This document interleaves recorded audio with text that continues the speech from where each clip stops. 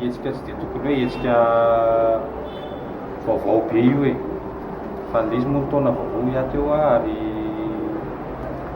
fifampiarabana tratry ny taona ny tena foto-kevitra ny tonana azy tany voalohany. Fa rehefa nahita zay hoe reo olona ireo tokony mba hanaovana fijerevana manokana, anaovana mba tsy haiko mpimaso kely a, dia hita fa reo ny tena miasa, reo ny tena isan'andro hitany voakana Taminarivo eny amin'ny arabe eny. Amin'ny eniny reo dia efa manomboka Mpamafa Lalana efa eny an-kianja eny reo amin'ny enina maraina. Dia izay no natonga ny nanapa-kevitra hoe ndao reto ajerentsika manokana dia anaovana sakafo na mifangaro sakafo-pirahalahiana miaraka sady entina hifampirahitsoa herisika sy anona hifampiarabana le taona vaovao. Rehefa jerena manao todika ny taona lasa dia betsaka ny zavatra hita sy ana ary taona izay misy fanampy betsaka ty taona valovalo sy roa arivo ty. Betsaka ny zavatra andrasan'ny vahoaka eto ary ho anay moa zany dia zao hoe inona ny zavatra mba omena ny vahoaka. Ka rehefa tsy le ekipa anay no manana an'le herizika, manana an'le fandrisika tena ilaina amin'le izy a, foana ihany zay zavatra entinay avy aty ambony aty.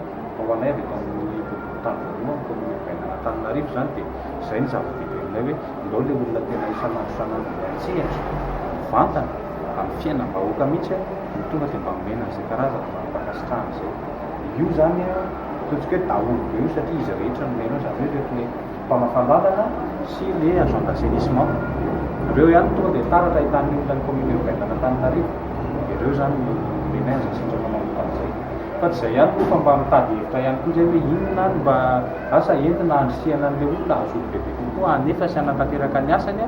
Fa ny anay tato anatin'ny tato zao dia misy olona izay mekeny rehetra, hitany rehetra fa izy tena miaso olona io. Lahady olona io tonga makateny vahoaka eny mosika sara.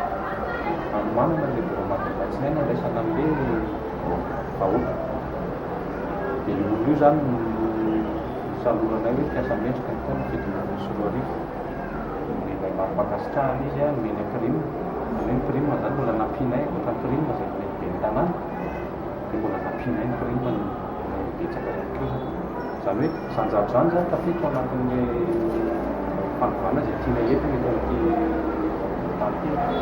Ary fanamby ny tanàna ny Taminarivo voalohany izay mba hanana tanàna madio ary izay mpiasa izay mba hahazo tanteraka ny fanamby izay. Efa any amin'ny fitopolo amin'ny zato any ny Mpamafa Lalana dia mahery azy eto amin'ny Boriboritany Voalohany fotsiny. Ary samy manana ny faritra, samy manana ny faritra ny avokoa.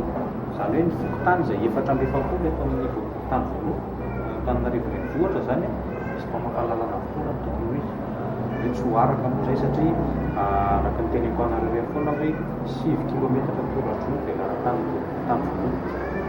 Raha olona 570 raha ataontsika ny kajikajy zany marina fa tsy ataontsika mandeha par surface le fomba fijeritsika azy fa tsy ampy azy.